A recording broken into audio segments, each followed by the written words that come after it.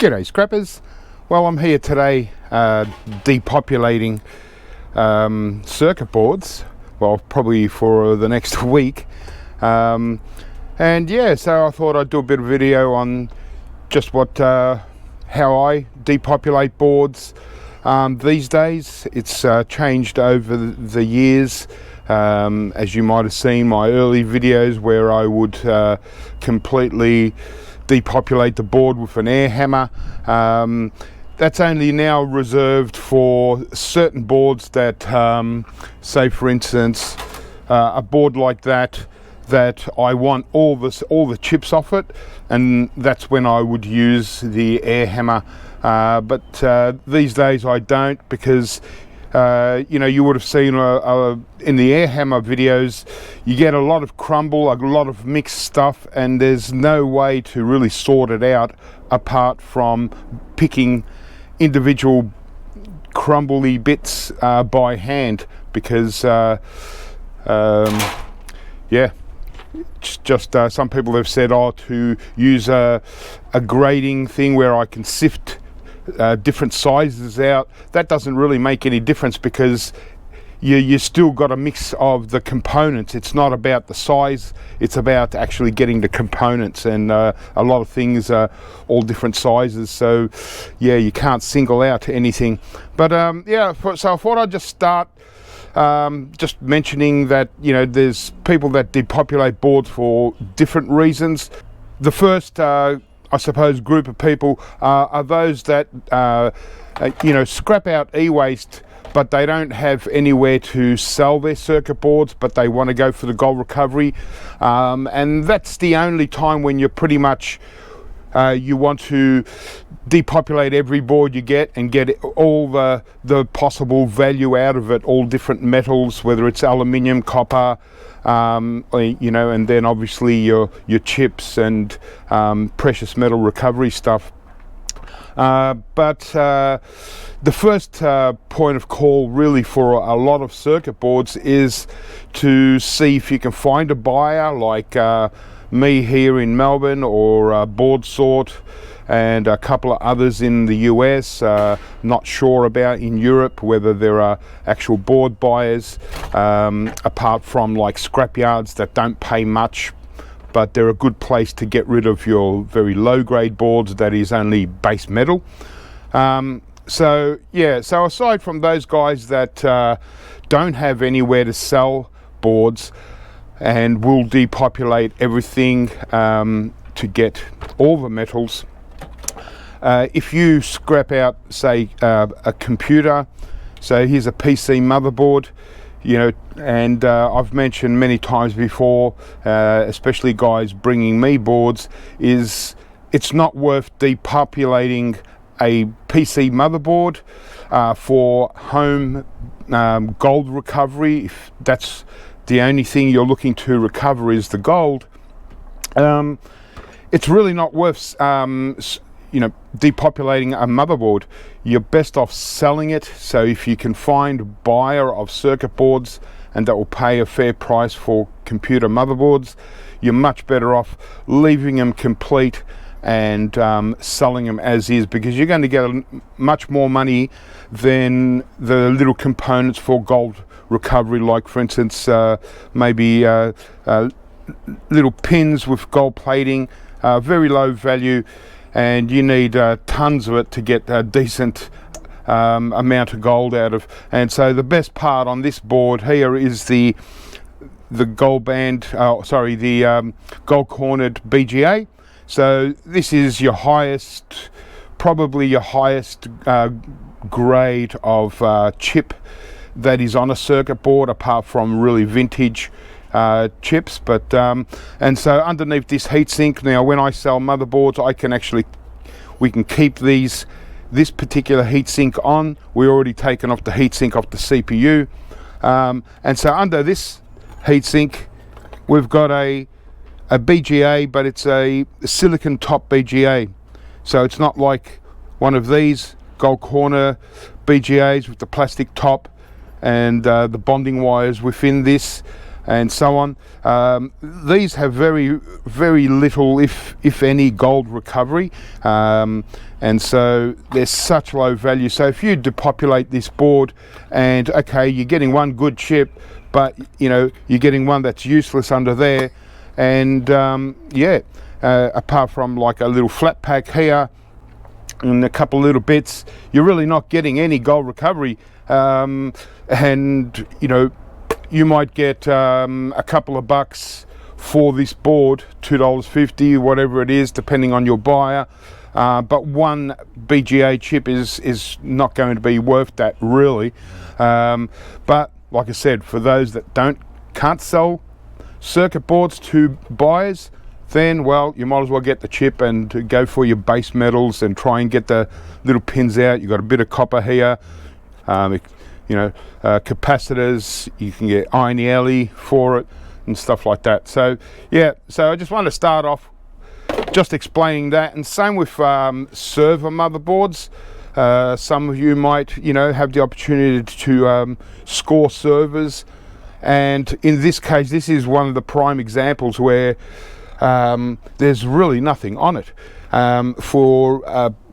You know, well, there is precious metal recovery here, but it's normally for the big refiners that, you know, not only go for the little bit of precious metals that are on this, but they'll also, you know, they'll cover their costs by getting out all the copper, the aluminium and base metals, and then all the weird and wonderful metals like ruthenium and all that kind of thing. So they cover their costs, but for a backyard refiner, you're not going to, you know, for the amount that you can get for this board as a server board, you might get $15 for this board or something like that.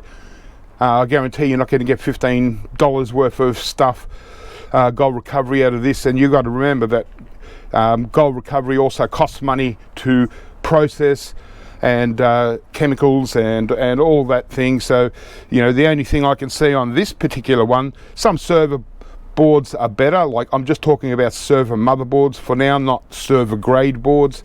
So you got one BGA here, that's a good one, but it's only tiny, and a gold corner BGA here, which is also, you know, very tiny. So that's about it. Sure, under these in these slots here, you do have, you know, a bit of gold pins. You got gold pins under all this. You got MLCCs that may or may not contain palladium and silver. So very low low value for a backyard refiner anyway. So here you got the BGA, that's a silicon top. You can see the little square silicon cap on the top. There's virtually no gold recovery in that, so just a total waste of time to try and recover from these. So that's a loss. You got tiny little memory BGAs here. They're good in large quantities, but these are probably the, you know, the best type. And look how small it is. And you know, the one on the PC motherboard is 5 or 6 times bigger alone. So yeah, this particular board, we got the value out of it already. Gold recovery stuff in the RAM, because here we got 24 RAM slots, so potentially there was 24 RAM sticks. So that's where we got the value from. The two very large CPUs, they may have been resellable, or at least copper recovery. New style CPUs don't really have much gold either. But anyway, so they're just the first two things I just wanted to talk about and get out the way. Is that not every board is worth processing, and so if you do have a board buyer, you know, here's another, you know, just a motherboard, you're much better off selling it and not remove anything off it, because if you take off the one main chip off the motherboard, you're going to get downgraded quite a lot. And so, you know, here's another kind of server board. So as you can see, it's got less RAM slots, your 2 CPU sockets, but it's a a little bit better than the one I just showed you, because we do have a couple of good BGAs here. These BGAs with the they've got the gold corner, but they've got the copper top, so a little bit, you know, quite a lot less value is in gold recovery than these ones, especially by weight, because you've got to take into account the top, which is copper, tin plated copper. Underneath this big heatsink here is another one of those silicon top BGAs, so no value under there, and yeah, much better off selling it as it is.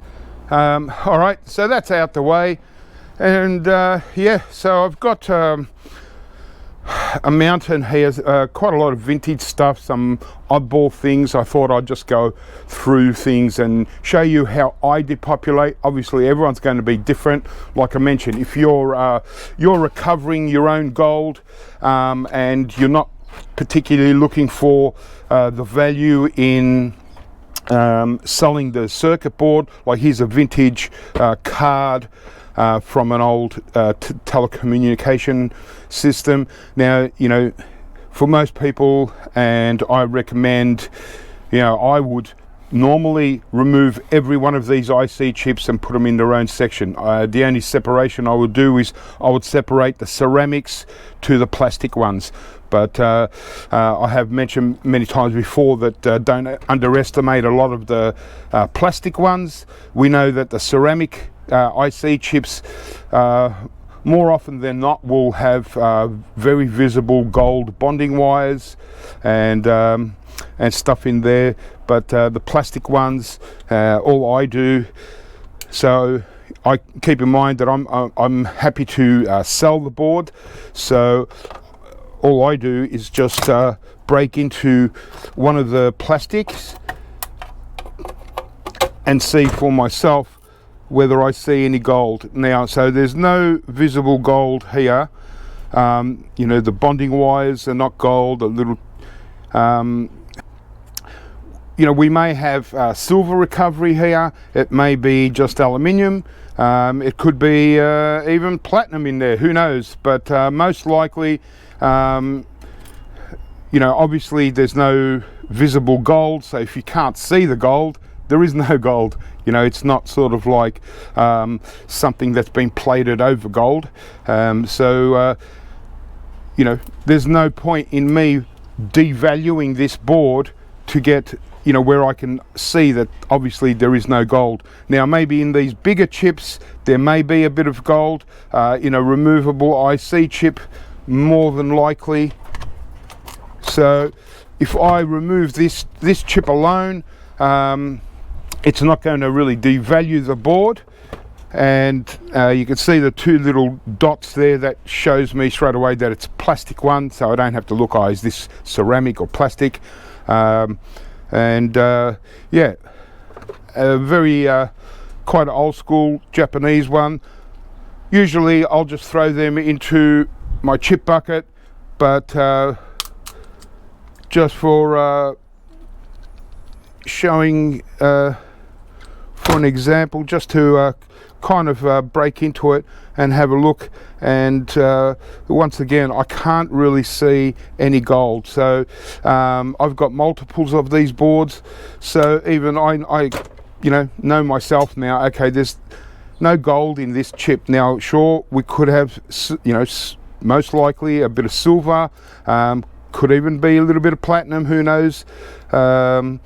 But in the vintage days of circuit boards, platinum was twice as much as gold, so it's not likely that they would have really used platinum. It would have been cheaper to use gold instead. So I'm saying either silver and possibly even just aluminium, and there may be nickel or tin, but yeah, there's definitely no gold plating or bonding wires in this IC chip. So to me, what's the point of taking it off, because yeah, no gold. So on this board, because it's a very high grade board, technically a Telecom board.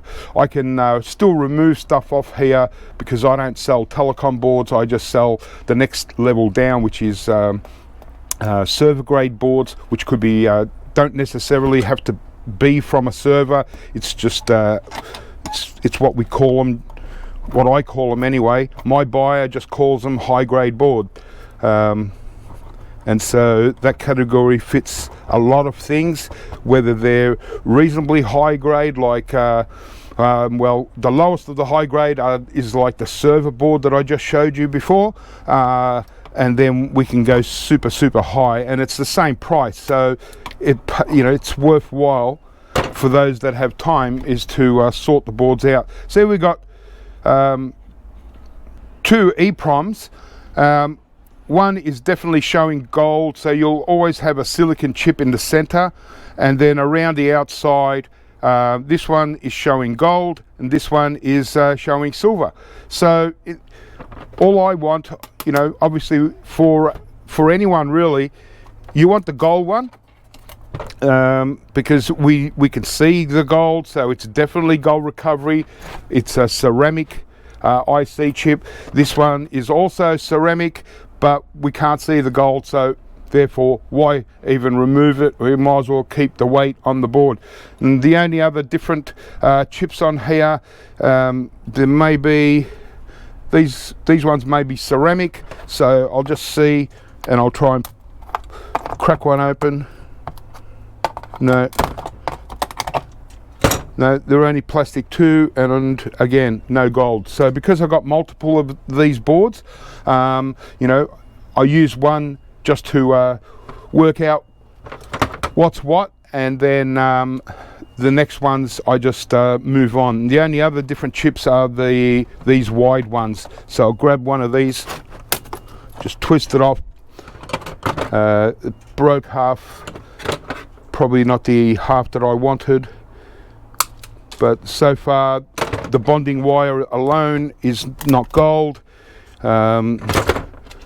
You'll have the little chip on in the center, the little plate, and yep. Once again, we're looking at possibly silver. Other side, definitely. Yeah, it's probably not even silver. It's most likely aluminium or tin plated something. Could be brass, but definitely no gold. So what's the point of taking out? Even if this was silver, which most likely it looks like this part, this side of it is silver plated, and this side looks like it's tin. So for that tiny little amount of silver, you got to remember that silver is only worth 40 cents a gram or whatever it is, and it doesn't look like moving around much, moving up a great deal unless something catastrophic happens. So to process this for silver recovery, you're going to spend more in solution and time than it's worth for 40 cents a gram, 50 cents a gram, compared to gold being 70, 80, 90 bucks a gram, depending where you are. So okay, so all I've taken off is the gold EPROM, and gonna leave all these, keep this as a high grade board. It's still actually in some places we'll still buy this as a Telecom grade board, but definitely here I can sell this as a high grade server board. Now obviously we've got the obvious beautiful gold fingers here, vintage style. So I've mentioned before many times the deeper the gold color, the yellowy, so not necessarily really shiny type of gold, the better quality the plating is. I've got a feeling that this video is going to take a long time, but I'm going to try and stop talking as much and trying to not explain everything, and just depopulate quite a few boards. So it will be a longer video, and some might want to just skip through and just watch the ads instead, but some of you that are just learning about this, and in the future maybe you'll get something out of it. But so here we got about a 5-inch long double-sided beautiful gold fingers here. So you know, this is the easiest gold recovery, really, gold fingers. And and as you can see, it's barely even noticeable. It's, you know, it kind of comes off nice and clean. So we've still got a very high grade board, and then we've got another little set of fingers here, so we can go about removing these as well. And that's all we do. Okay, and so you might just notice on the top you can see like silvery color, and so that is gonna kind of contaminate the gold plating. So I like to clean them as much as possible, and so leave as little of the circuit board on there, and just yeah, have them perfectly trimmed.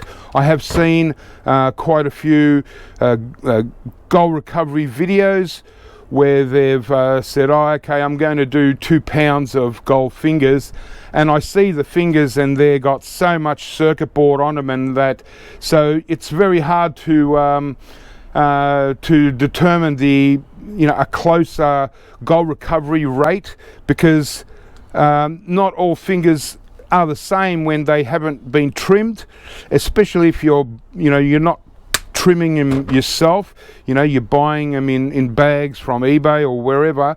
I see a lot of green on the board, on the fingers, and so if there's twice, you know, if there's as much green as there is fingers, well, you know, you're only getting half of the recovery that you would with a trimmed finger. And also it varies a lot. Like I said, I've seen on YouTube where guys have done gold recovery and they've shown the batch of fingers that they've got, and a lot of the fingers can be really, really low grade. Hang on, let me just step out here and see if I can show you, for example. So we got PCI cards here, and they can be all different grades of plating. You know, so here we've got very shiny, so it's a lower version, and you can see the gaps in between. So, you know, 1 pound of these as opposed to 1 pound of these, you know, are a totally different story. I just want to see if I can show you, probably not, where I could show you a really low grade. So here once again, very long pieces of finger, but it's not even, you know, color of gold. Like, here's a old school card with a very nice deep orange gold fingers. So you put up this one to that, and you can see the difference in shades. And so this is a very, very, very light grade of gold plating. So it still is plating, not flashing, but you know, so when you're buying bags of gold fingers, you know, I noticed that a lot of them are like that, very, very low grade. And so you know, a pound of these, you know, is only going to get a quarter of the gold recovery than a pound of these. So so that's why, like this one, I won't be removing the gold fingers. I'm better off selling this as a PCI card and getting the full value. If I remove the gold fingers, I'll turn this into a mid-grade board, and I'd have to remove this bracket. So I can sell, when they've got the fingers, I can sell the bracket with it and all as is. And you can see there's very light plated. This one has nothing on this side. Other side, it's only got a few little bits. And so when you're buying gold fingers and they come with these very spaced out fingers, again, very, very low value. So yeah, so these ones are a lot better. Very common video card. These ones are a lot better, but again, I noticed that there's a lot of blue once the finger's been trimmed. They're really got to be as close to the gold as possible for them to be considered trimmed fingers, and so that's where it messes up with the gold recovery rate. When you see some guy doing two pounds of gold fingers, and he says, okay, well, from this 2 pounds of gold fingers I got 1.5 grams or something, and then or I only got 1 gram, and then so that every other guy that's seen that video thinks, oh, that's it, you're only going to get 1 gram from gold fingers. It varies so much. I mean, look at these fingers here. These are, you know, from what I've just been doing, you know, vintage ones. I guarantee for every, you know, pound of these, you're going to get a lot more than 1 gram or 1/2 gram. Yeah, I mean, even these, I do have gaps on these ones, but they're still from very vintage boards. So even these, you know, the fingers that are there, it's still worthwhile for me.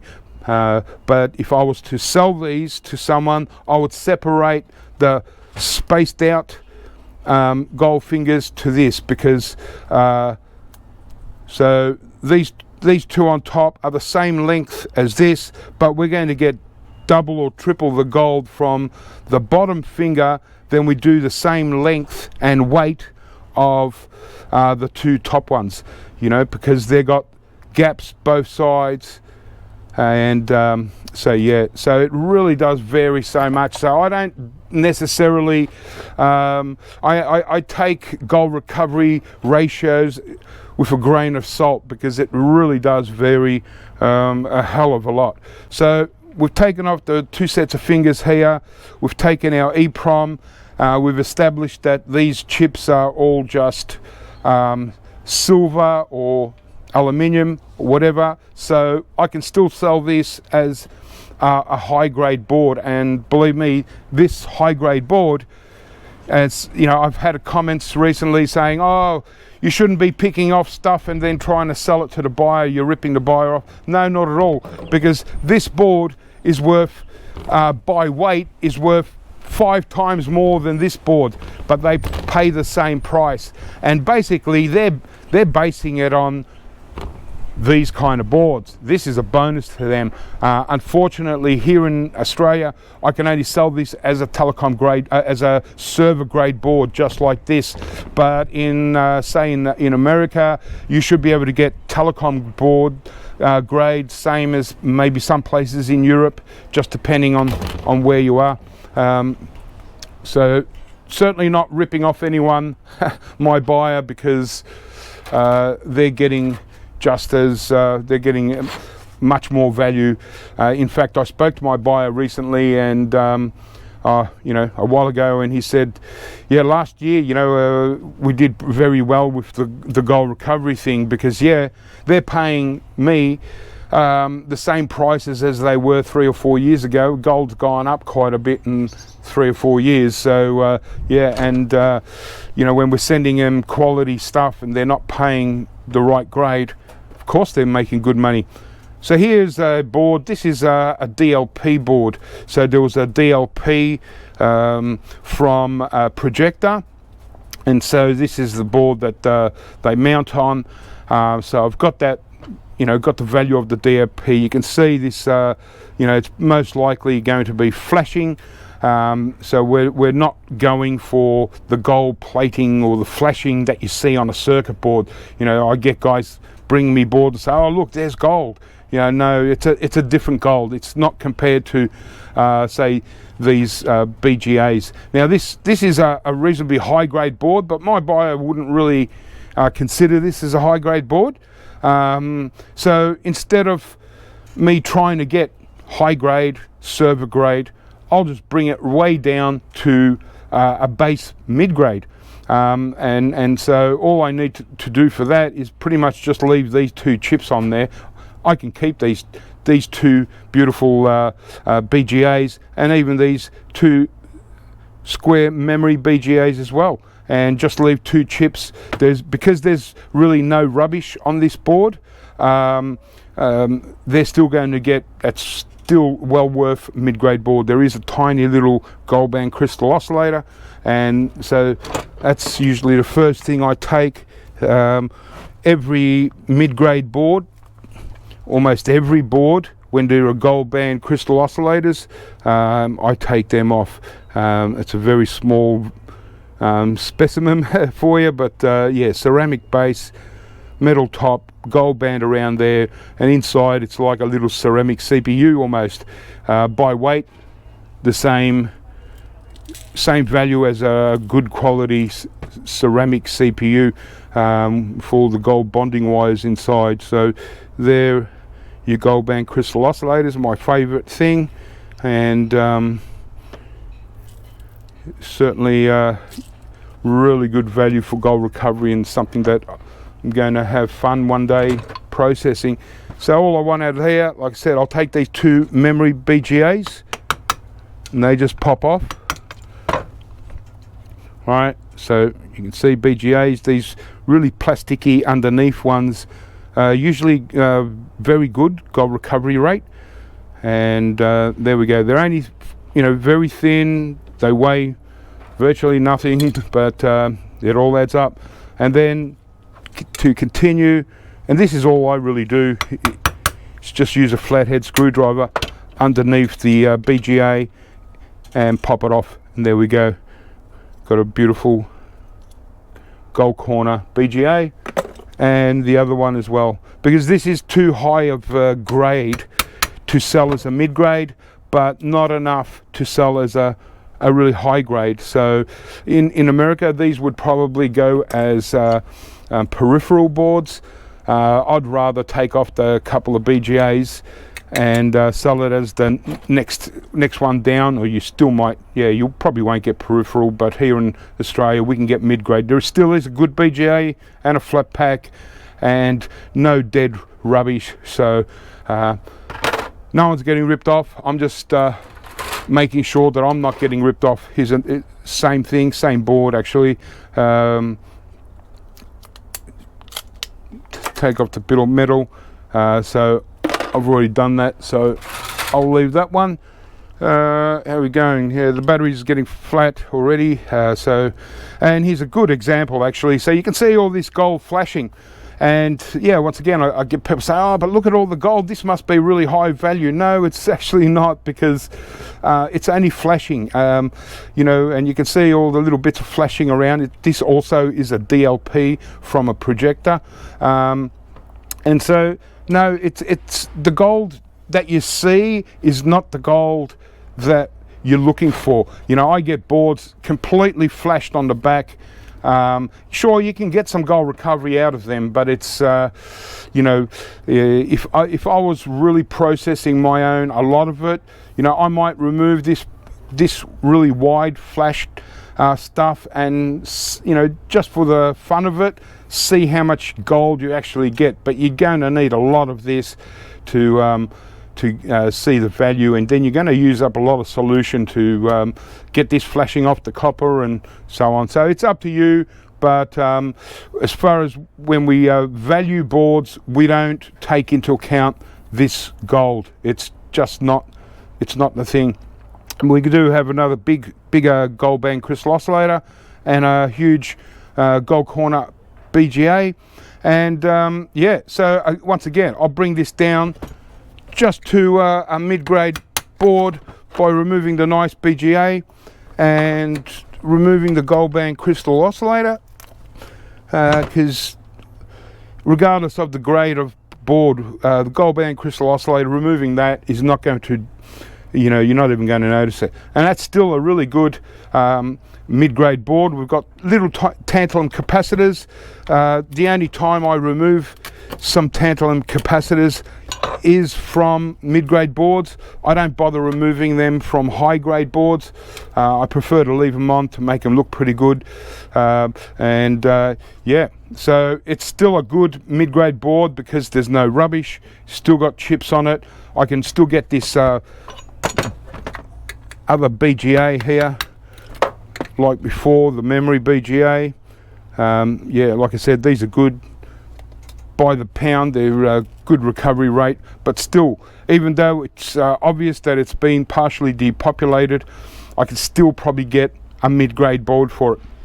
And You know, you just don't want to take it too far, you know, and try and, you know, like remove the flat packs as well. Once there's like 4 or 5 chips removed, it's a different ball game. But especially a lot of mid-grade boards have a lot of rubbish, and when they got rubbish, you know, in a lot of cases you don't want to touch them at all either. Even if they got one good BGA, you remove the BGA and just leave all the big jacks and all the copper and all that. That's not the right thing to do. It's only with these boards where it's just the board and still got it, you know, they don't weigh much and it's still very nicely highly populated. This is a really nice board. This technically should go as a very high grade board, but I'm probably going to depopulate this. My choice, I could get a better value by putting this into higher grade board, you know, but I prefer to, because I like some of the stuff on there, I prefer to bring this down myself, lose the value in it being a high grade board, sacrifice that to get some chips, and then throw this into a mid grade. So we'll do this soon. I'm just going to go and change the battery. Okay, so change the battery. So yeah, as I was saying, I'm just going to sacrifice this board and bring it down as much as I can. I want these 4 memory type BGAs. And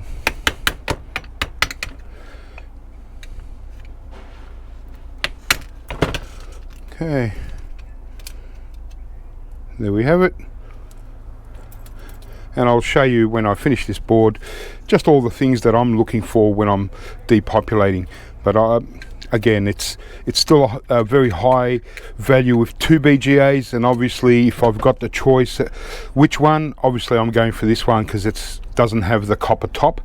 So this one, a lot better value, nice one.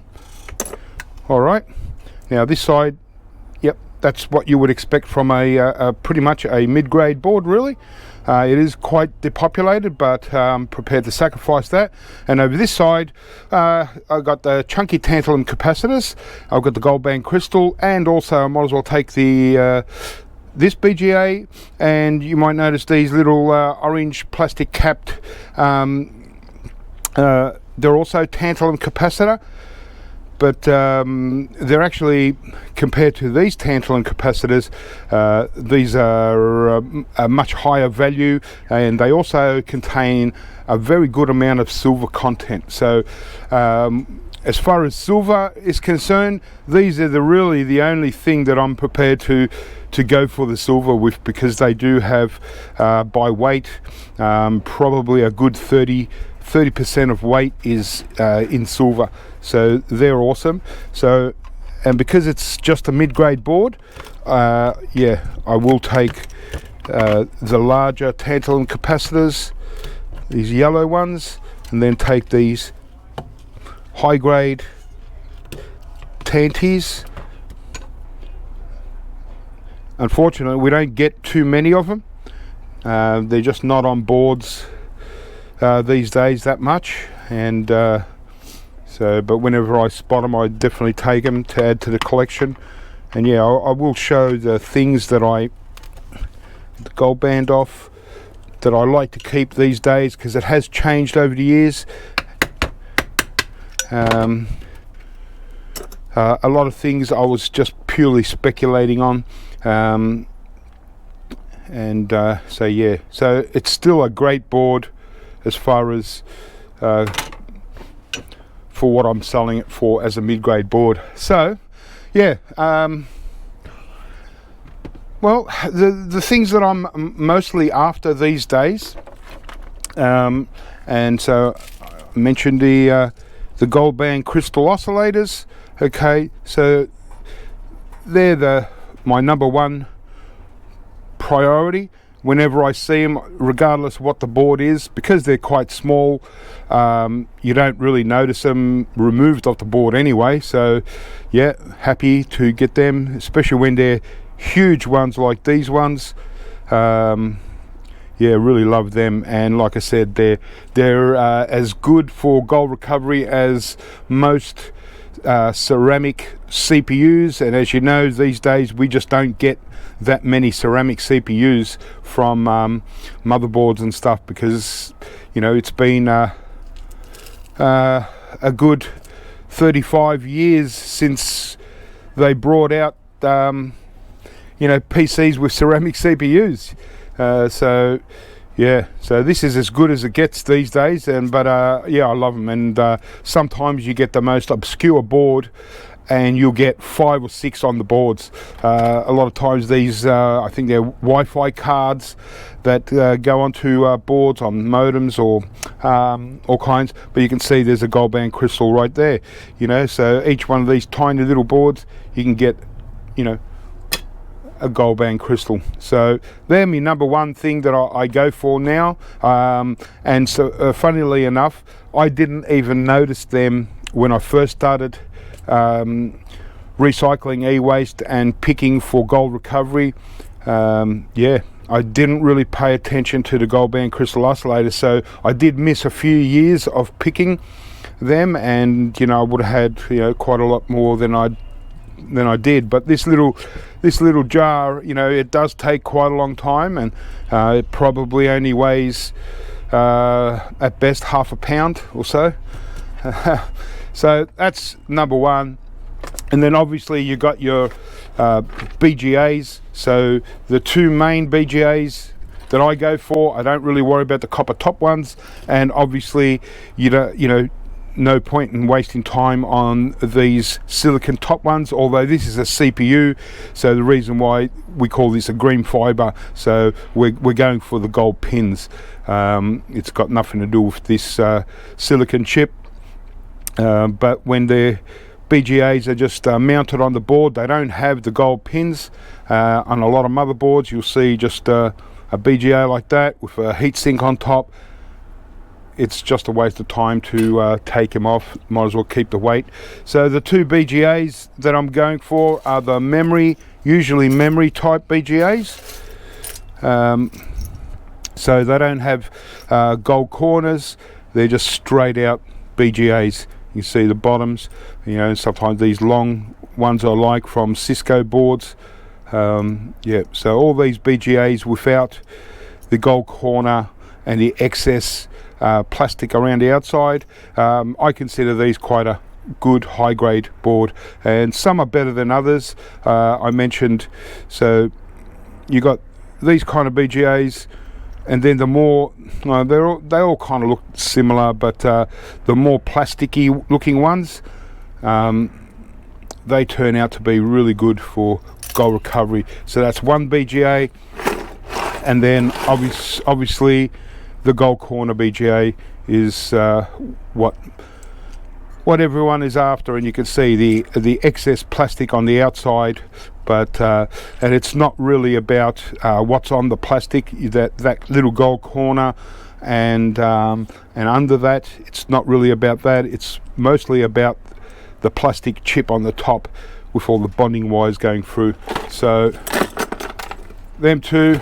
And then obviously I showed you a little bit before, gold fingers, the easiest thing to process for good gold recovery, and especially if you know, you only collect the high end stuff, like I showed you with the PCI cards and stuff.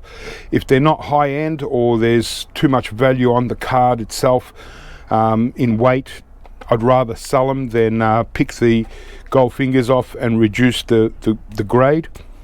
But when it comes to vintage boards, you know, I always go for them. So these are, you know, worth 2 or 3 times more, at least 3 times more than your, you know, your basic bright, shiny, cheaper gold fingers. So it really does vary when you buy, especially if you're buying, and same if you're accumulating stuff. Now I'm accumulating mostly, it's about 90% of really high-end fingers and closely trimmed. You know, one day I might not end up actually recovering gold, so I might end up selling these, but it's going to be hard to kind of convince people or explain that you know, these aren't just your average fingers.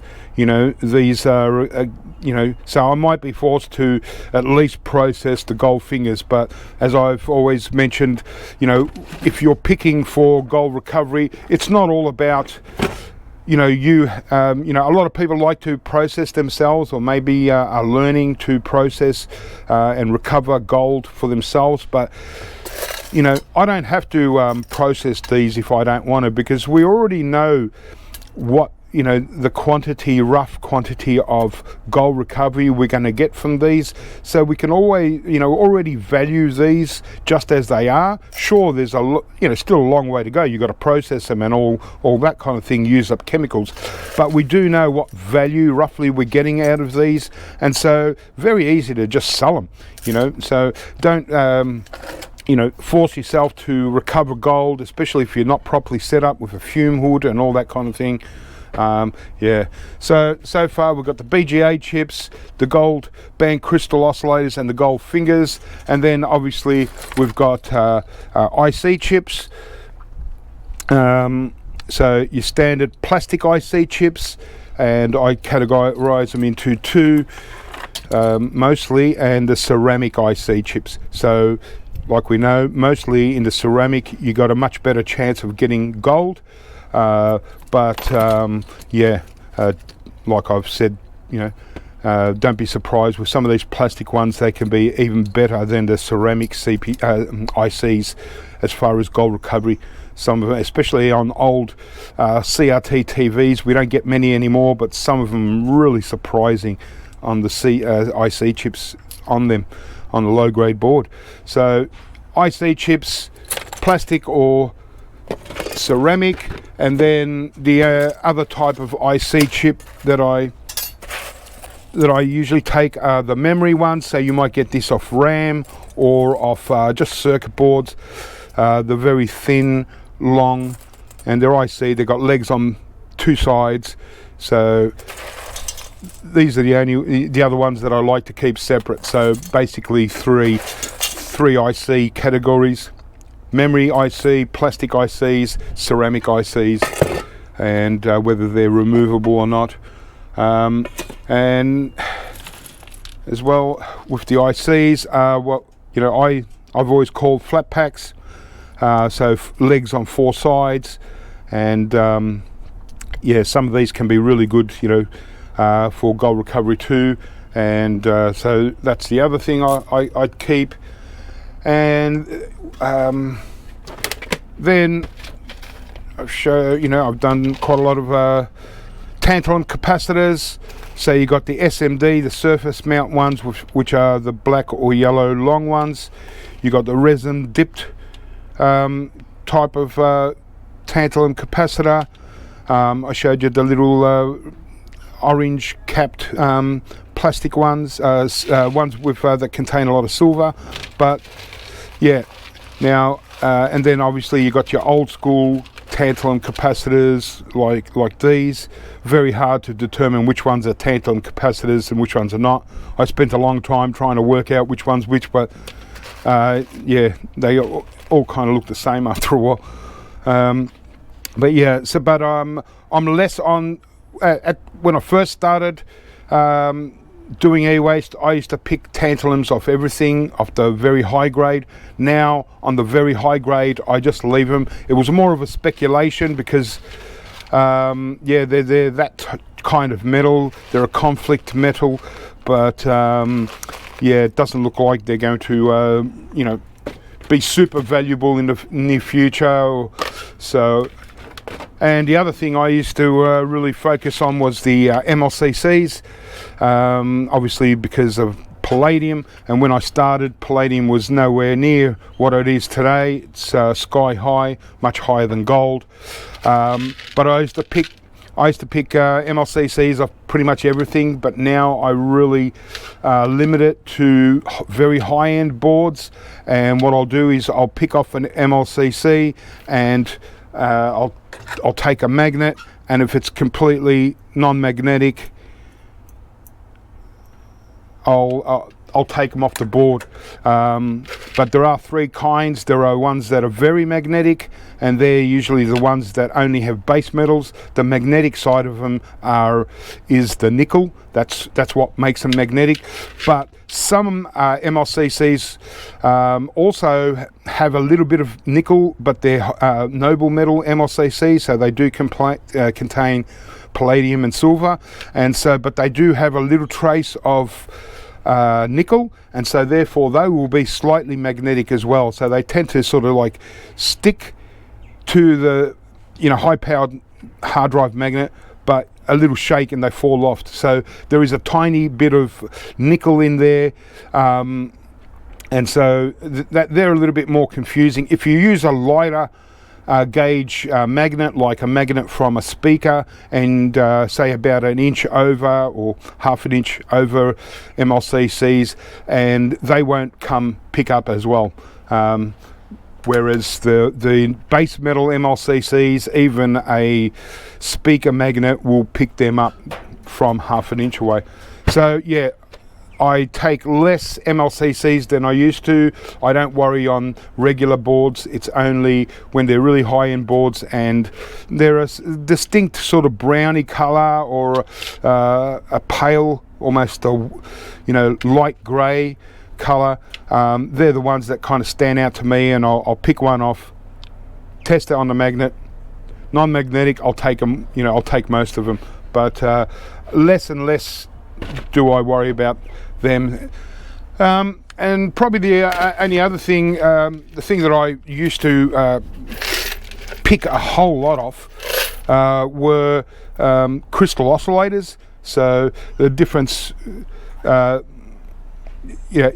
obviously we've got the gold band crystal oscillators, and then you either got the crystal oscillators with usually four legs, or just the crystals alone, which are the long crystals or the very, very small crystals.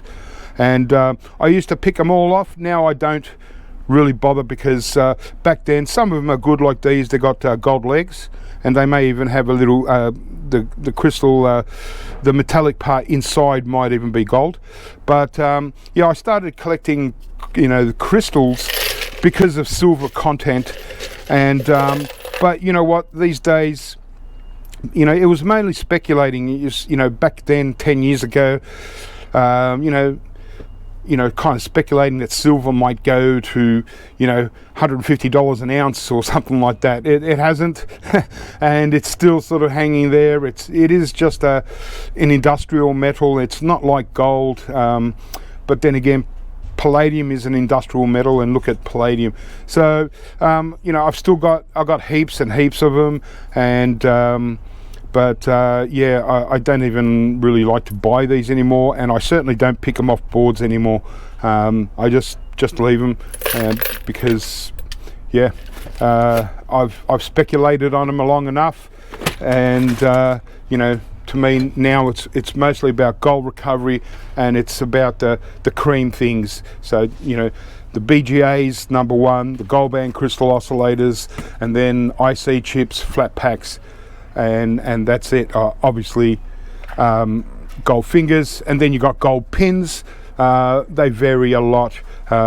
Some gold pins take forever to get enough to make it worthwhile. And then I got all kinds of gold bits. Some are good, some are average. Gold pins, all this stuff needs to be cleaned up. Gold jacks, sometimes you get, especially on telecom stuff, Wi-Fi stuff, you get really good plating on the gold jacks, and sometimes you just, like on modems, the gold plating isn't that special. But these are really hard to value. They're more of, if you recover gold, you might want to go for it, but they contain a lot of metal, so how are you going to process that, whether you're going to use a hell of a lot of solution or whatnot. Like these jacks from modems and stuff, these ones aren't very, very plated at all. So how do you value that? Because it's all base metal and very light gold plating. So I tend not to buy them. You get some good pins, like these pins are reasonably good. I'd say a low end of a high grade. They're not, yeah, you know, or a high end of a mid grade. They're not super high, you know, they're certainly not real high grade, because yeah, the difference in color is chalk and cheese really when it comes with the real high end stuff. Anyway, so that was just a bit of a rundown on the things that I keep. And obviously ceramic CPUs, I still keep them. You know, you don't get them very often, but I certainly go for the say the, where are we, still relative, like the AMD. So it's, you know, I've done a video removing the copper heatsink, selling that as tin plated copper, and then keeping these as just for the pins, the gold recovery on the pins. And then once you've taken off the actual heatsink, we class it as a green fiber CPU, and these ones are higher green fiber CPU value technically because they got so many pins. So these ones are great. And then you've got the next step down, and you can see what I mean. They're not they don't have pins all the way through, and they also got like contamination because they got MLCCs in there. Might be a mix of MLCC and resistor, but still got the copper base, and we still got the fingers. So when you are processing these compared to these, they're a little bit different. Like some people, like once they remove the heatsink and treat them as a green fiber CPU, you heat it up with the heat gun to remove all the pins. You're also getting all the little MLCCs, so it kind of contaminates it. One way might be to scrap out the MLCCs first before you use a heat gun, and so you can keep the MLC separate to the pins. Whereas these ones, you don't have a problem. Heat gun on that, it's all pins, and a lot more pins than these. So these are really good. All right. What do we got here? Just there. So what I normally do with cards, as you can see, these gold fingers, they're okay, but it's kind of different. It's probably not a good example. Yeah. So we get more to the. Yeah. They are actually quite good. This is off a pretty high-end, you know, server or something. Quite a high-end board. Would have been expensive board. But I tend not to depopulate these. I don't remove the main BGA. The reason why this is aside is because there's a gold band crystal oscillator, and so, as you know, I pick off every gold band crystal, and you don't you don't even notice that it's missing. Okay, and sometimes, you know, some people might remove one of the fingers. You know, it's not going to, gives you a little bit of finger. It's not really, you know, it's not going to, you're not ripping off to your buyer, you know, one part of the finger missed, you know. Another way is, yeah, like I said, don't remove this. If you want to sell this as a PCI card, don't remove the main thing. But we've got a, you know, an oddball flat pack up the top corner there. It's not going to be noticed, you know, and there you go. And so it's still a good PCI card. Yeah. What do we got here? This looks like some kind of Telecom. It's a Cisco board, so it would have been out of a switch. Reason why I take these sort of things, it's got a daughter card here. I generally leave them on.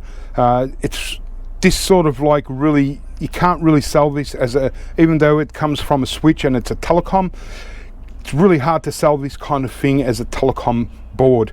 Or even a server grade board, because it still doesn't have enough on there to, you know, be, but it's better than a mid grade, you know. So what do? I can throw this in mid grade and be done with it. That's what most people will do if they're not picking stuff off. But I can't put this in high grade because it's just not high enough. But, you know, what I do notice is there's 3 gold band crystals. So, well, at best I'm only going to get mid-grade, so why would I sell it with the gold bands? Okay, 3 gold band crystal oscillators. Okay, but we still got a board that's much better than a mid-grade. Other side there's nothing. Okay, and so we'll have a BGA under there, whether it's a good one or it looks like it might just be a silicon, but there's a good memory BGA here, and then we have a couple of tantalums. And I'm looking around, there's really you've got 4 little memory BGAs. So I'm trying to bring this down to balance it out. So I'm not, I'm not trying to rip the buyer off, but I'm not, I don't want to get ripped off myself by giving them super high boards, much higher than a mid-grade is. So these little memory BGAs, they weigh virtually nothing, but they're there. So I'll take the 4 of them. Okay, 4 memory BGAs, and then I'll take this nice big memory BGA off the top there, and so there we go. It's balanced out a little bit for me, since it's mid-grade. If, like I said, if I was going to sell this as a server grade or a high grade, I wouldn't remove the tantalum capacitors, but because it's only a mid-grade, the tantalum capacitors are worth much more than $2 a kilo, and they're still getting too much value, but I don't want to take any more off. If I remove these flat packs, then it's going to be too depopulated, and then I risk having these downgraded to low grade, and so there's a tiny little BGA on top of that chip, just for the hell of it. There you go, tiny little BGA, and I'm going to throw the rest into mid-grade board, and they're going to do well out of this. If I just had all these mid-grade boards, they're going to make a killing, and it would be quite a big loss for me, but nothing much I can really do. There's another PCI card. So we've got these, usually they're battery things, but these ones are just they just got a plastic spacer.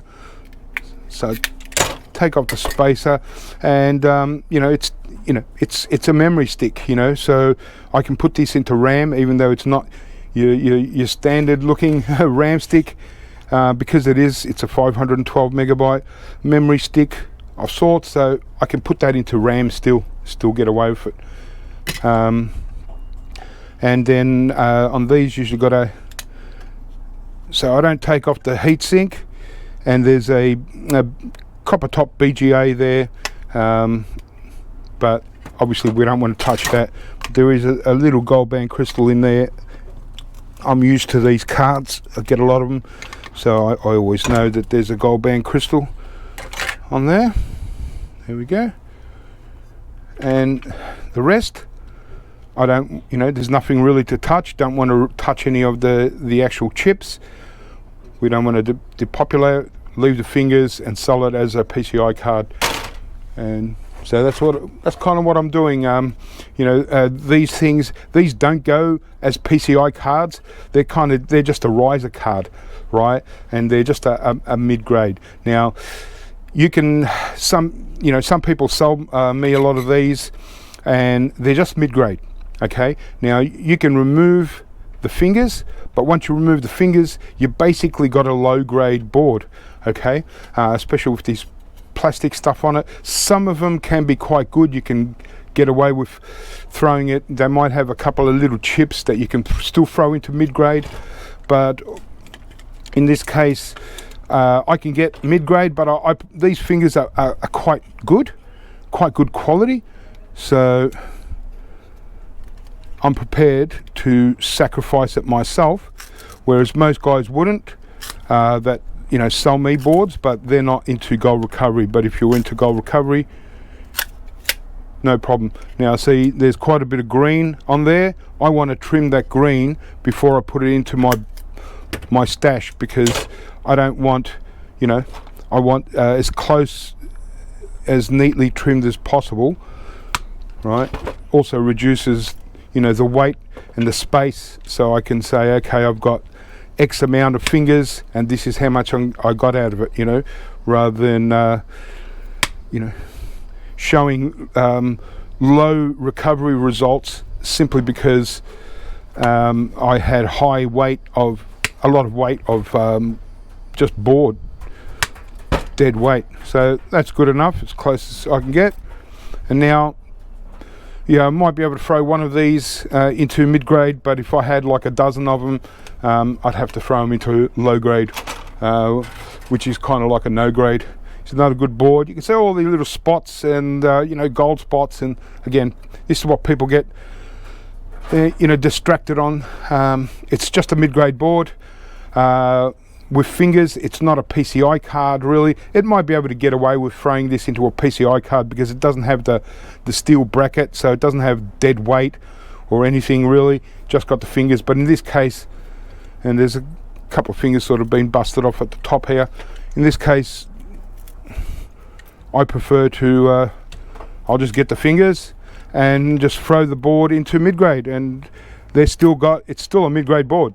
Now sure, I could have put this into PCI cards and gotten double, but because there's not much weight to it anyway, there's more value in these fingers than if I sold this as a PCI card. So now I don't touch anything, leave the chips, leave whatever, there's not much on there anyway, and that's a mid-grade board. $2 a kilo or so. All right, got a whole mix, so I'm not really I'll have to get through quite a lot of boards before I get into something a little bit different. But I showed this board recently, and there's two variations of this board. So here's another one, identical in most ways apart from the chips. So these are your these are the memory chips, and you can see these ones are, you might be able to see, these ones are ceramic and these ones are plastic. So obviously I'm going to take the ceramic ones because they most likely, because they're memory chips, and these are very vintage piece from a very vintage Wang system. So no doubt gold in these. I think I did have a look at one of them because there's one missing, and the plastic ones I just want to determine whether there's gold in the chip or not. If I don't see gold, I might as well leave the weight on and sell this. And again, you could sell this as a Telecom grade board in most places wherever you are, but here, you know, it's just a high grade board, so it would go as a server grade board.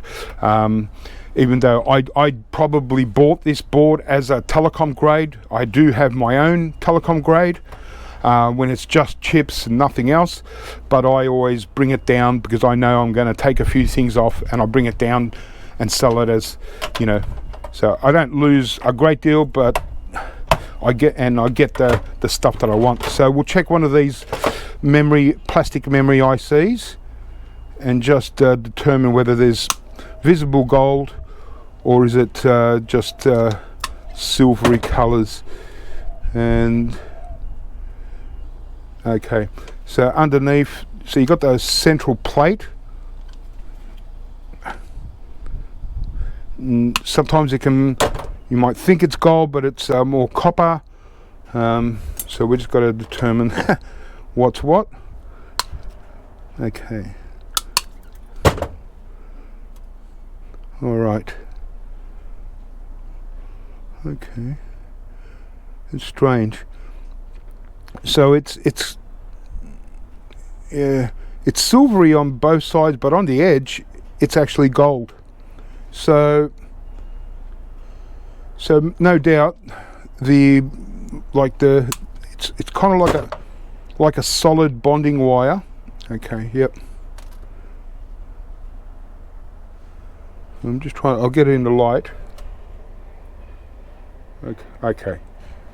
Yep, so I thought one side was silvery, but it's actually gold. So it's gold plating on one side and silvery on the other side. Don't know if you can see it, but it's just got a bit of muck on it, but it's yep, definitely gold plating. So they're great, but they're not as great as a ceramic in this case. So they do have gold plating and it's not flashing, so we would get value out of that. Whereas these ones with the ceramic memory chips, I don't even have to take one out, because you know, ceramic chips, the tops will just pop off and they're just ceramic.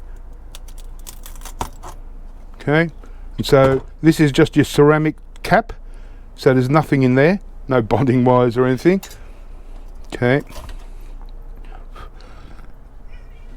and you'll be able to see your silicon chip on the top, and then all around it you can see the gold, and then with, you know, leading out to the legs and so on would be you know, fine gold bonding wires. So these, you know, are treated like a ceramic CPU, you know, the same kind of way.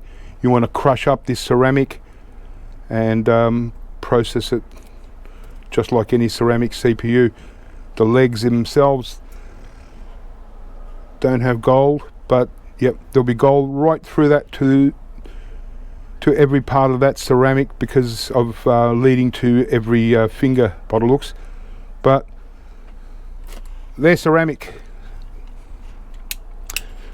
gold plated. Oh, I got a phone call. Okay, so priority is to remove all these ceramics. Okay, so you get the drift there.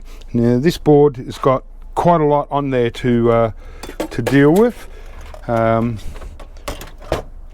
to look at. So we've got 3 EPROMs here, and I can already see the 2 of them are showing just silver, so we leave them on, and by leaving these on we know there's no gold, and it allows us to remove other things. Just depends on how low we're going to go.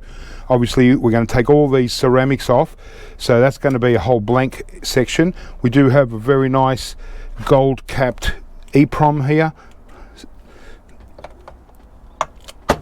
Okay, so as you can see, a beautiful gold cap, gold inside, yeah, gold pretty much everywhere. We've got the gold legs, so all the bonding wires are going to be continuously gold leading to the legs.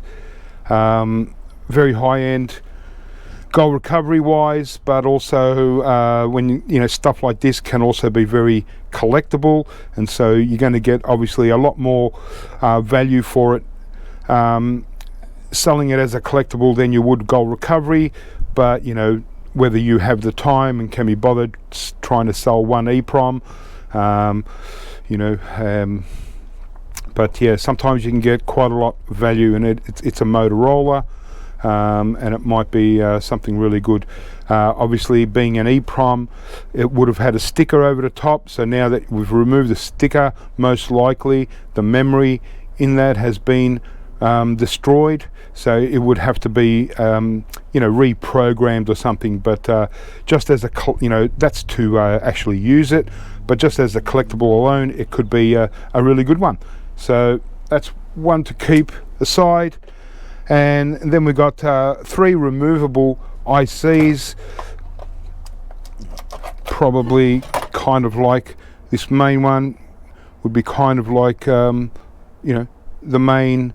It actually says on it a CPU, so it's a Z80A CPU. This could also be collectible just as a CPU to the CPU collectors, but like I said, it gets you know, it's hard to sell this kind of stuff, but you know, you might get a lot more. You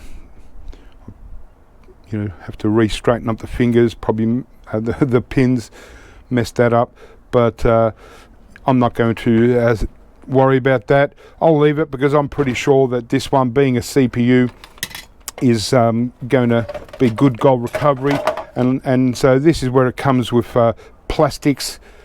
You just don't know what you're going to get. Maybe one day I'll go through plastics and try and pick out the things. I do like Motorola's, so one day I might even separate Motorola's to anything else. So we've got these plastic chips here, because they're removable, easy to take, and we'll just go through and we'll see if we can see gold. If not, the future boards I can just leave on, and yep, I can definitely see gold in the bonding wires right? That's all I need to see. So I'll just put this straight into ICs, take the other one, and there we go. Already I know we've added 3 high-end plastic ICs now. So yep, I'm yet to remove the rest of those ceramics, but I don't need to show you me removing every one of them. So we've got a range of plastics. So I just want to break into some of them. Okay, I can see gold definitely in that one. Get a smaller one. Sometimes it's just hard to, oh yeah, okay, all right. Definitely see gold bonding wires in that one as well, right? So can safely assume that all of these plastics are pretty much going to have gold. So in this case, even though I bought this board as a high grade board, because I know all these plastics even have gold, obviously it's going to be a lot more valuable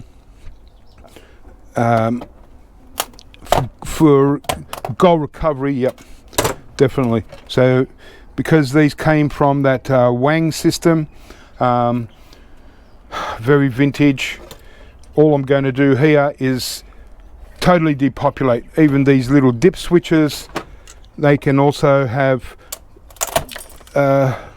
nice gold plated pins. They certainly do. They've got quite strong gold tips, but it's only the tips. But I can remove them as well, you know. And a lot of time I just, you know, just little pins, but I can throw these just in with the ICs. So that's what I'm going to do, guys.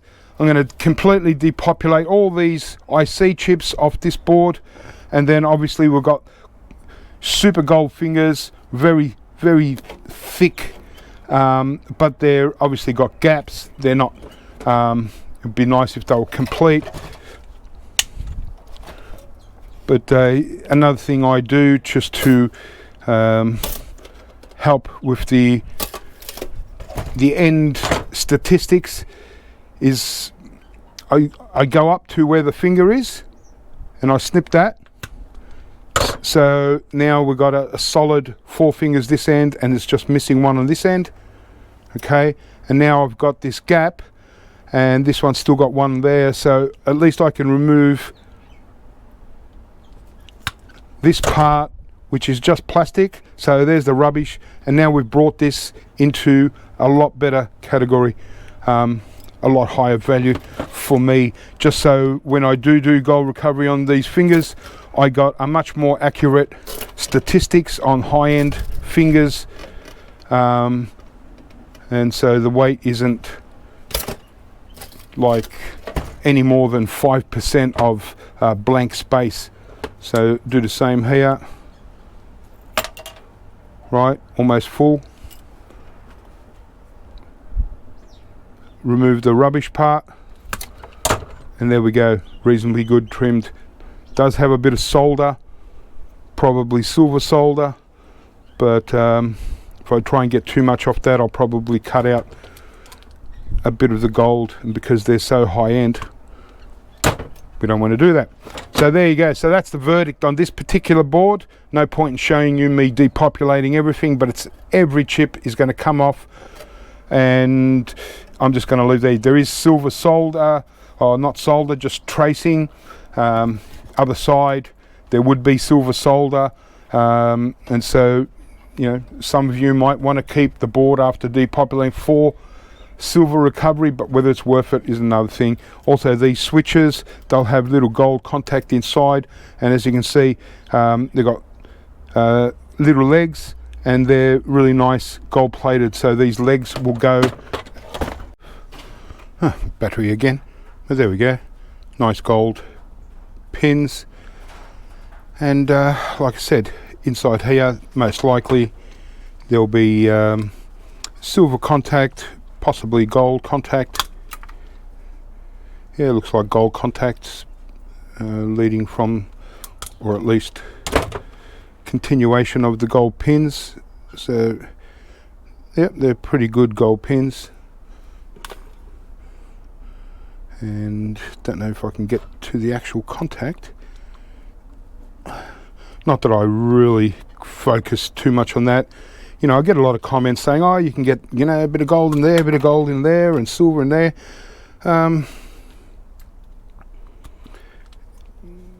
If I didn't get the volumes that I did, yeah, I'd probably go for a lot more things. You know, obviously I'm focusing on the gold and not really the silver.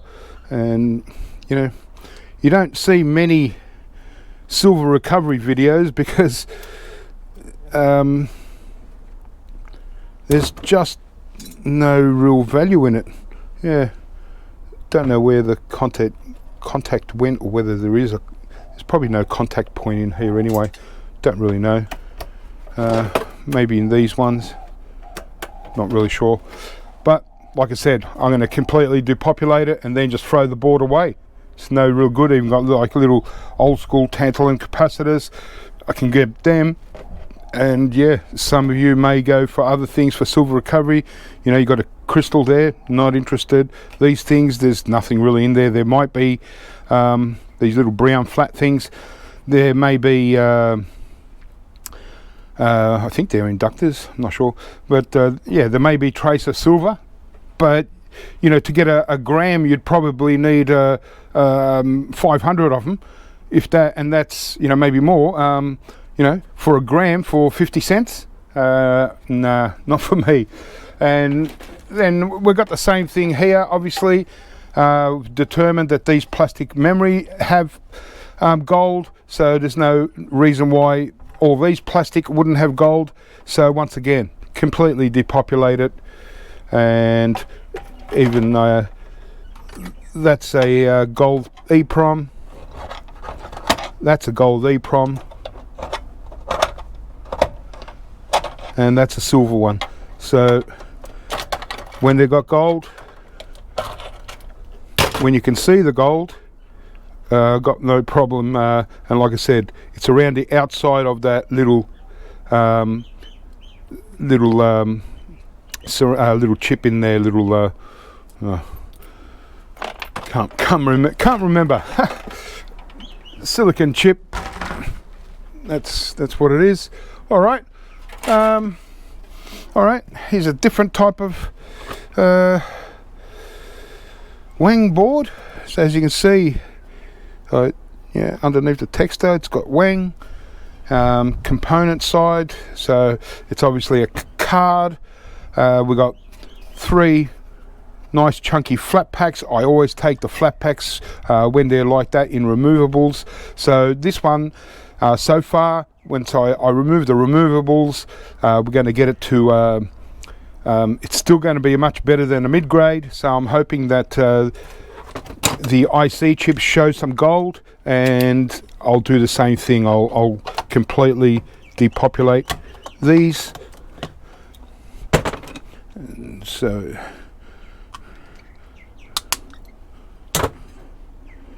okay, so far can't see any gold.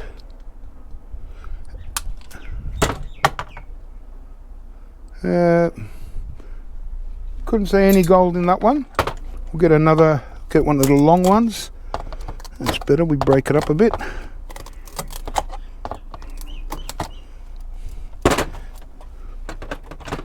So the same kind of system, the Wang, part of the whole Wang system, but all the chips don't necessarily have gold in them, so you kind of got to look.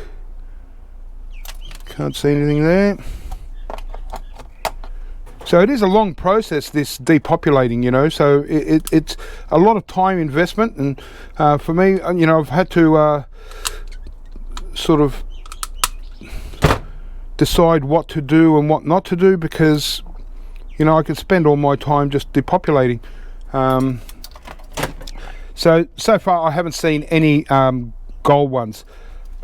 So all I want to do here is take the removables, and again, I don't have to go through them. I'll just assume that because they're plastic, they most likely will have, but you know, plastic 50-50.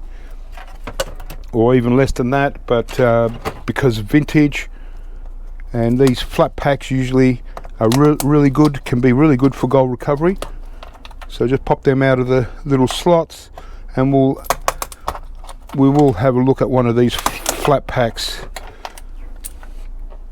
and see if we can see any visible gold. Okay, so I can see the wires, bonding wires. A lot of times, you know, I can see one with gold, one slightly copper. You know, a lot of times they can just be copper, and without looking at them closely. Okay, and it looks like the base of the plate might be copper instead of gold, but the bonding wires, there are some gold bonding wires in there, so they'll be okay. Now, you know, this is a little bit hard, this board, because it's too high for mid, but it's not really worth taking anything off because it's not really gold recovery. So, you know, I could leave these fingers on and still kind of get high grade, but these boards, probably the last time I'll get this amount of these kind of Wang vintage boards, because the guy that brings them to me, he's just about done with his whole stack. So he was an old school recycler, and he kept a lot of this in storage, and since he's retired, he's only just started to scrap these old ones out and do something with them. Because when you're in the business of e-waste collecting and recycling, you know, processing e-waste is what takes the longest time, and if you're busy, it just keeps accumulating. So sometimes you've just got to put stuff away for another day, and that's what he's done. But they're awesome fingers. We've still got a high, I mean, I could still actually get away with this being a high grade board, and that's what I'll do, because it's still got too many chips, and even though we couldn't see gold in there, they'll get other things, you know. They could also get platinum and stuff, and obviously these tiny little things are resin dipped MLCC, so and they definitely have palladium in there. I'm not going to sit there and pick all these tiny little things off, so it gives value to the big refiner, because they'll certainly get all that palladium, and you know, for most guys that are backyard recovering, they're not going to get it all like that. You know, it's just especially trying to get palladium. So again, we've got one silvery, one goldy. So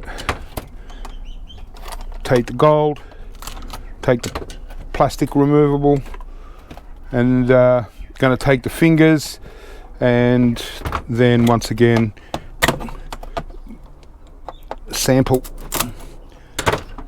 It's a good one that broke up to a million pieces, and yeah, definitely can't see any gold there. So if you can't see it, it's not going to be there, it's going to be something else. Oh, actually nah, just imagining things. So there might be the odd chip with gold, these small ones, but most likely not. I'll take one of the bigger ICs. So this is my style of depopulating now. So very rarely do I use the air gun. So yeah, it's a completely different thing. Yeah, these ones don't even have any visible gold on the plate or on the bonding wires. So I can even leave these on, and look at the board. It's still it's actually a Telecom board. So all I'm going to do here, take the gold fingers, and I'll still get my server grade, which is lower than Telecom, but you know, when I buy Telecom off people, it's usually always because I assume I'm going to pick off a few things, and yeah, get my value back like that. and hopefully a little bit more. You can get these bullet type tantalum capacitors, right? But like I said, normally on high grade boards I don't. I'm just trying to get a little bit extra value for myself, and yep, they'll do good out of that. So there's a lot of them. These are a little bit different. Definitely want to make sure that there's gold chips. If not, I definitely want to keep this as a high grade board because of all this dead weight, and I've already paid for all that. You know, that's, you know, there are tiny little gold pins in there, but that's the old school internet type connections, or Wi-Fi, or well, not Wi-Fi, but they didn't have Wi-Fi back in those days. But we'll look at the EPROM. Okay, so we've got a gold EPROM.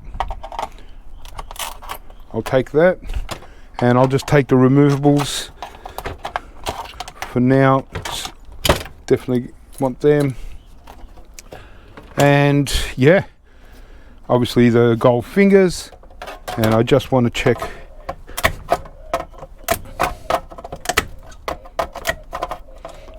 I'm trying to crumble that up.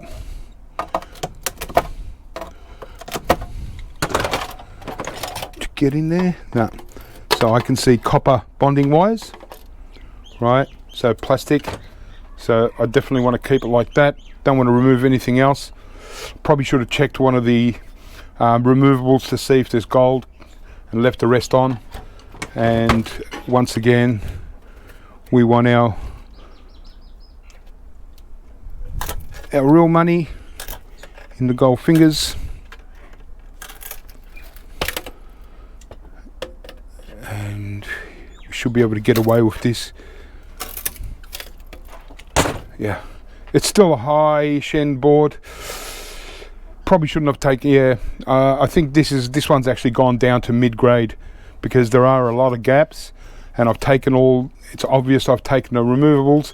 So because I'm going to throw this just in mid-grade, I'll take the tantalums. Why not? They're just worth a little bit too much to leave on a mid-grade board.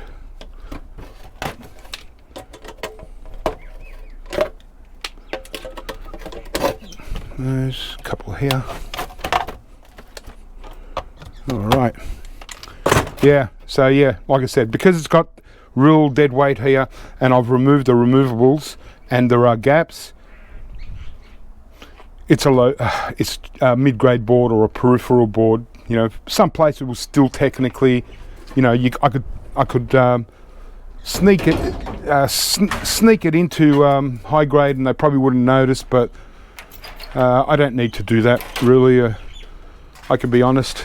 Here's a super board, real, you know, again, definitely Telecom grade. There's an Intel 8086 CPU, ceramic CPU here, definitely CPU, you know, so you can, yeah, again, if you took it out nicely, you could look at it as for its value, but it's an 8084. It's just usually you'll see them with a gold cap and gold legs. This one is without either, but it's still a high value CPU as far as gold recovery. But it could, like I said, it could also be collectible and can be sought after by restorers and stuff. So these EPROMs are both silver, so that's okay. So I don't touch them, I'll leave them on because until we can determine whether we're going to try and keep the board at high value or bring it down. That's a nice ceramic as well. Alright, so yeah, this one looks like, yeah, there's some plastic, yeah, a lot of ICs on there. I mean, it's higher grade than a server grade, Can't see gold there. These look like the memory ones. They might have.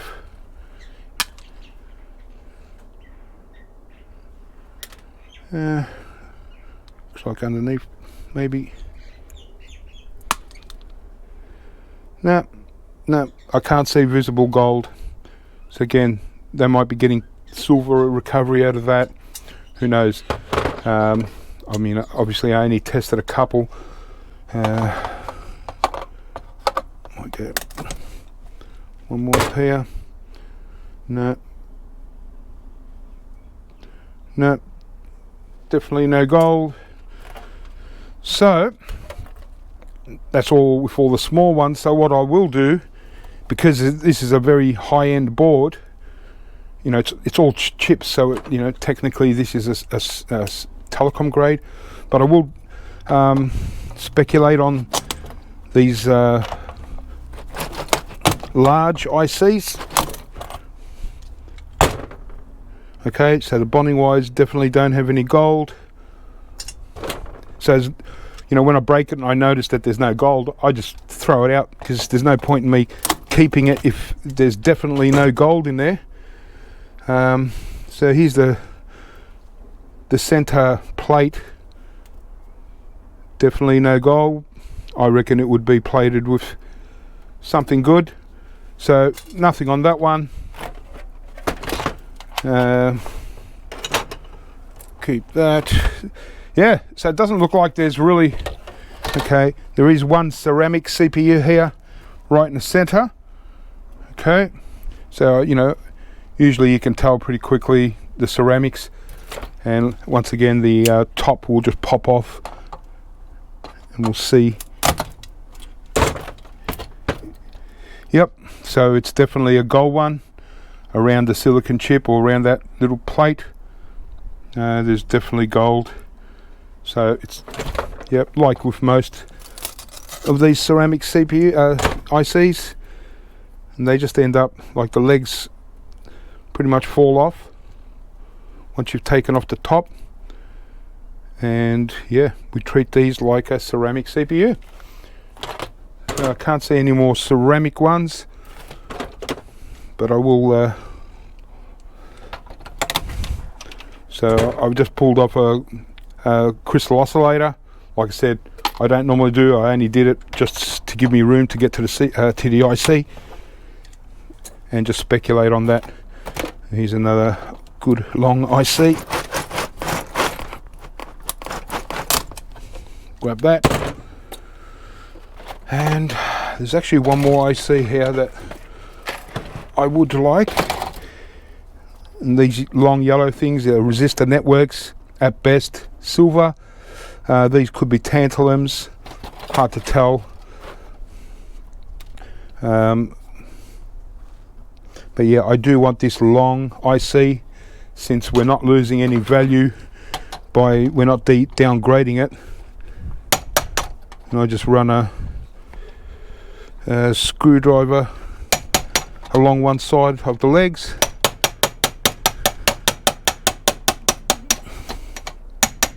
Cut into them.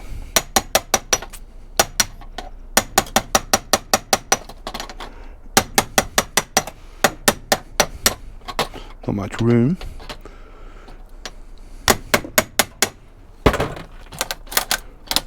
Okay. We can, depends on how strong the legs are. Sometimes you can jiggle it back and forth and it'll come away. Sometimes we just break them. And yep, can't even see any gold in these. So nothing there, nothing there. Yeah, can't see any gold in that, so that was a waste of time.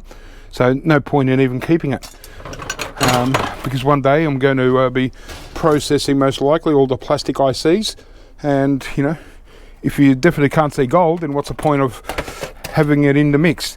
So yeah, this is a very high-end board, but nothing for us.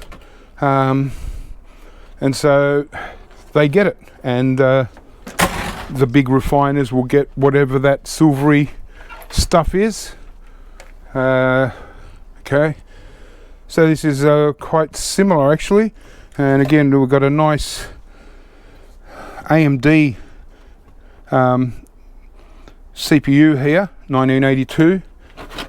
So sometimes there's really hard to get out because they're jammed in, so you chip the ceramic before you before it actually comes out. Okay, so that one came out good, all the legs super straight, and yeah, because it is a CPU, you got easy to read all the part number and all that. You can look them up, see is it a collectible, if not, is it a usable one, someone that might still want to restore something, if not, gold recovery, because it is a ceramic CPU. And the same deal here, we've got EPROMs that are only showing silver, so I will remove the removables, because we're certainly not going to get to downgrade this very far unless the chips show a bit of gold. But yeah, so it's got such a different variety of ICs, it's going to be hard to sort of go through too many before it looks bad. So all I'm doing is just trying to get a glimpse of a bit of gold, and we're in business kind of thing, but if not,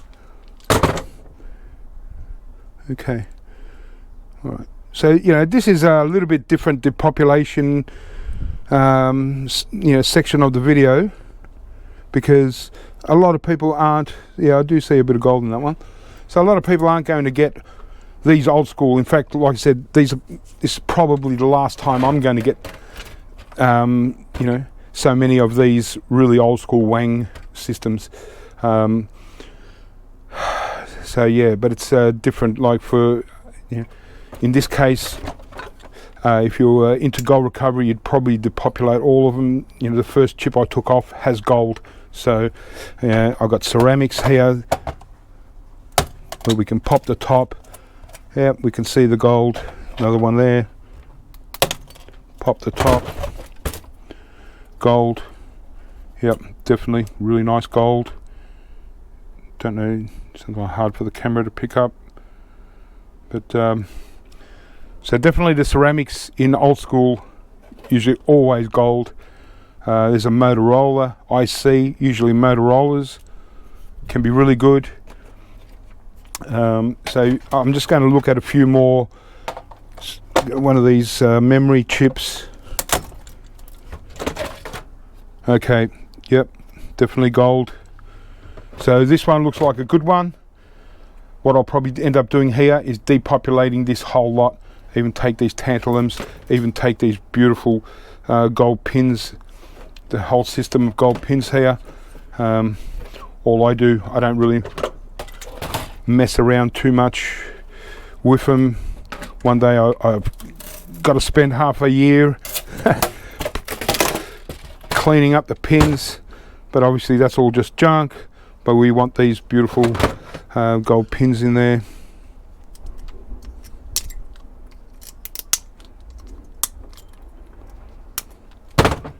As you can see, really nice high grade, deep orange, really nice high grade,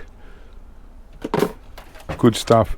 So this one in particular, I'm going to put this away because this one is going to be completely depopulated. No point in doing it now.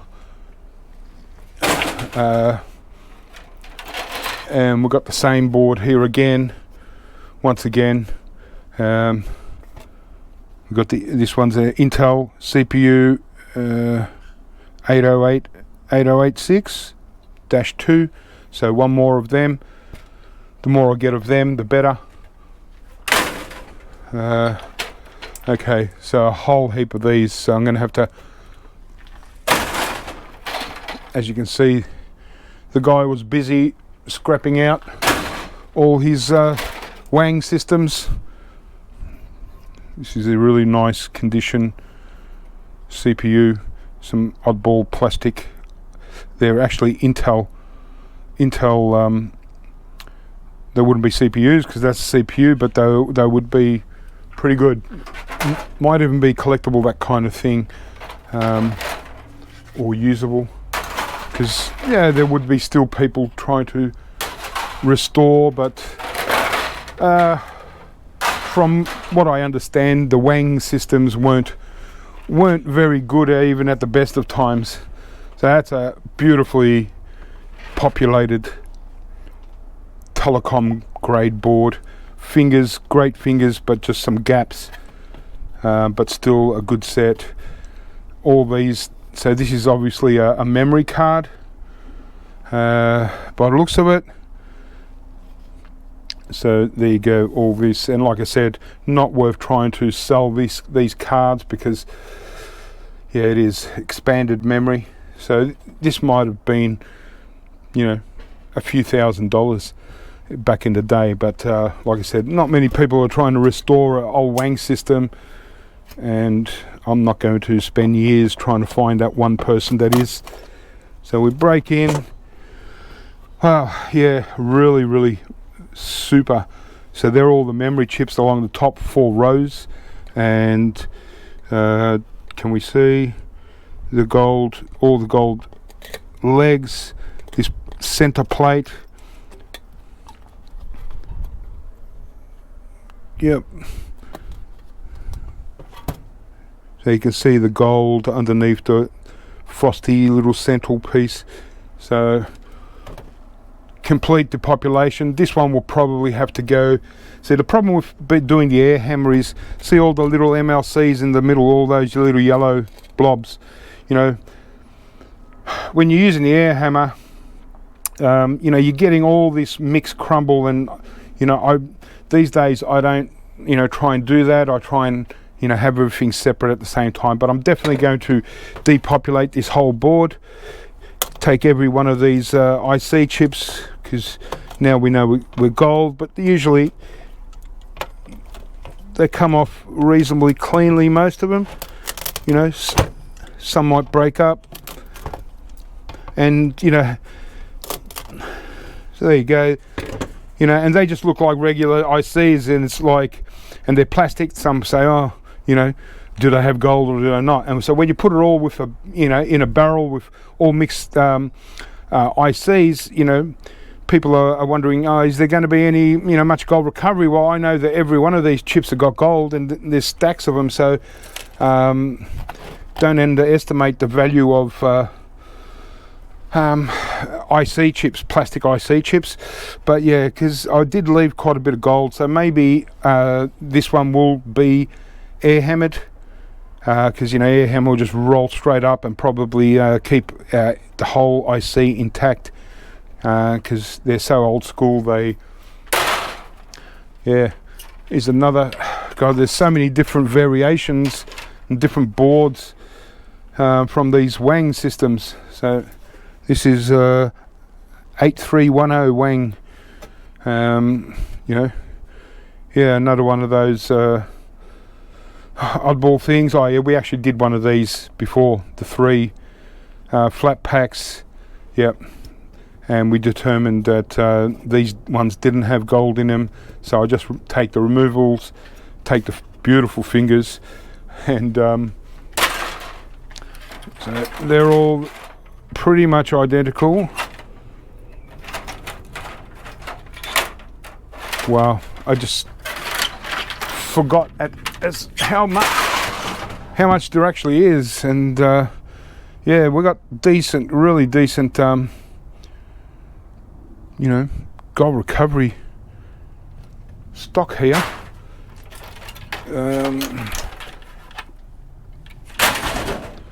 All right, let's try and get to something a bit more normal that you're more familiar with. So here we just got a board. Okay, so there are no, so they're just big flat packs. What do we got here? All this rubber gunk. So we do have a nice BGA here, and then a BGA here with the copper top. Don't really worry, I don't worry about them, so I can leave that and look at taking other things off, and because it's only a mid-grade board, but it's a high mid-grade board, so we don't want to take everything off, but you know, we want to get the value here. And I mentioned gold band crystal oscillators, and sometimes you can get a lot. Well, and these ones are big ones, and they're nice chunky kind of high ones. So one there, two on this side, 3, 4, 5, 6, 7 gold band crystal oscillators on one pretty small average board. Looks like it might have been off a printer, something like that. So something very basic, but you know, for me, all those gold band crystals, I'll just get this rubber stuff off these flat packs, you know, because if it was sold to me, this is how people sell me stuff, you know, with as much rubbish that they can keep on it. Yeah, so we definitely want the gold band crystal oscillators. That's without question, regardless of the board grade. We'll get them too. Then we can look and say, okay, don't want to devaluate very hard when you've got so much stuff on there. There's some BGAs under this rubber. All right, so we take out our main BGA here in the center. These are very common, Altera. Okay, might be the you know, main chip or graphics. Okay, and because it's a low grade board, we can take these two memory BGAs that don't, you know, take hundreds of these to get some decent weight, but they are BGAs. And then want to take one of the two flat packs, so I might as well take the biggest one. They come off nice and easy. There you go, flat pack, legs on four corners, four sides. And so this side we're done, and it doesn't really look so bad, you know. It's obvious that it's been partially depopulated, but it's still got plenty for it to be a mid-grade board, because there's not a lot of rubbish on it, so we don't have to offset that extra junk. And on this side we've got all those gold band crystals as well. Two, yeah, and they're good size ones, these ones. That was 3, 4 and 5. So 7 gold band crystals on one board. Okay. Still highly popular. I could even probably get away with this flat pack, but I want to leave it because I have taken off quite a few things. And so on this side, I might as well just take this flat pack here, because it's the other side and it's not going to be noticed. Just a bone. It may not have gold, most likely, but, and there we go.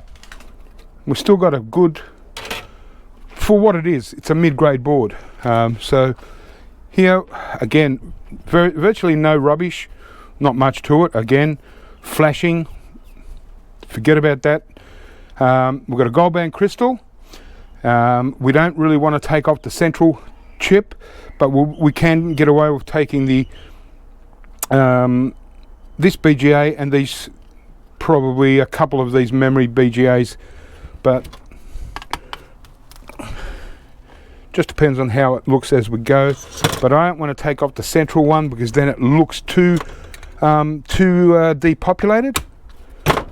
So I've got one, yeah, and like I said, just a couple of these memory BGAs.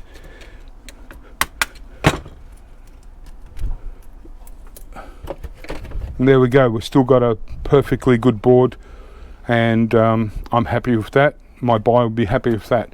No rubbish, got a BGA, got chips, got stuff, MLCCs. that I'm not going to bother looking at. All right, so here's a looks like a printer board. And why did I put this aside? Nothing there. We don't, you know, even though it's a nice Motorola flat pack there, there's nothing for us really to take off apart from this little strip of fingers. Right, we can take that, not much, but it all adds up, as you know. And because it's a mid-grade board, we're not losing any value out of taking these SMD tantalum capacitors, 3 capacitors, take them, tantalum recovery. I'm going to leave the board like that. If I took off this chip, it would look bad and it wouldn't be acceptable as a mid-grade board. So, you know, it's not about, you know, trying to rip anyone off, but it's, you know, but it's got to work both ways. Now this board is a little bit harder because it's got a lot of sets of pins here, but these pins are a little bit different and they look a little bit too high-end, because we're not going to get away with this, or maybe get away with this being a higher end board, like a server grade. You know, it's Northern Telecom. Technically it's a Telecom board. Yeah, so these pins are beautiful pins. Those who are doing gold recovery, you would want to take all these pins off. Me, I'm not really overly keen on pins.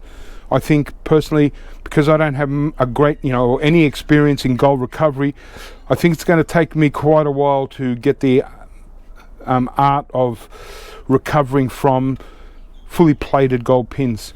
And there's a really nice, I like these little Motorola flat packs with the 4, you know, corners sticking out. But in this case, I'm not going to touch this. I'm going to put this into high-end boards because I think I'll get better value as a high-end board. Otherwise, if I wanted to mid-grade this, really I'd want to take off all these pins and then take out that Motorola and leave the rest, and it would be perfectly a mid-grade. But in this case, I've got to leave that and get my money back on that and not touch it. Okay, here's some weird boards. Okay, well that looked weird from here. Basically resistor networks, little flat packs and tanties. This is the bottom of the board, all blank, just fiberglass really.